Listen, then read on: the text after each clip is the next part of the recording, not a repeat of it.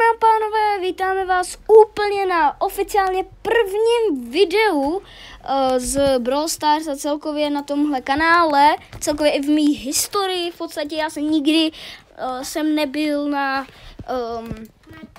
nějakém kanále, na nějakém videu. Prostě mým cílem je být dobrý youtuber i klidně mít jenom pár odběratel, ale prostě mít hodně.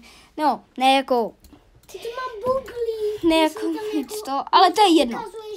Vildo, drž kušnu. Prostě chtěl bych dosílit 50 odběratel, takže dejte odběr a čau. My jdem ještě teďka teda hrát s Vildou, jeden knockout, já za, tady už jste si všimli, Angelo a Vilda za Bibi, tak pojďme na to. A doufám, že se nám to podaří, takže, no. Když docílíme takových...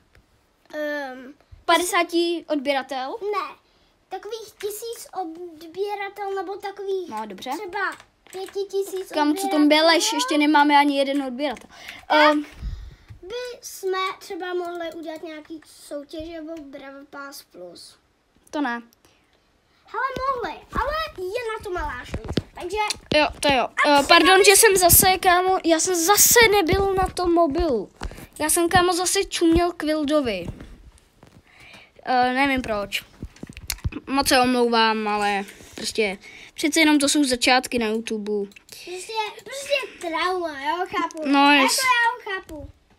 Protože on ví, že... Bacha, tady to je jenom klon. Jo.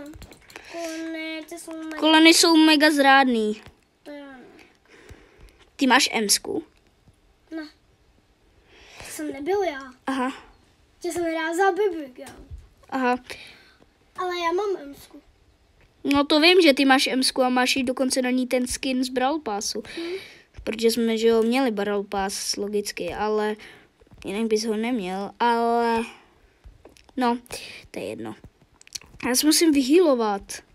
Ono nejhorší vlastně na Angelu je, že ona že se nehýluje, vlastně když, no to jsem úplně posral, když vlastně si, že nabíjí ten útok. -1. No, to je jedno.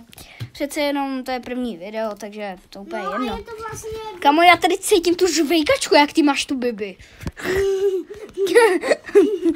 No, tak to by bylo pro dnešek všechno a čau.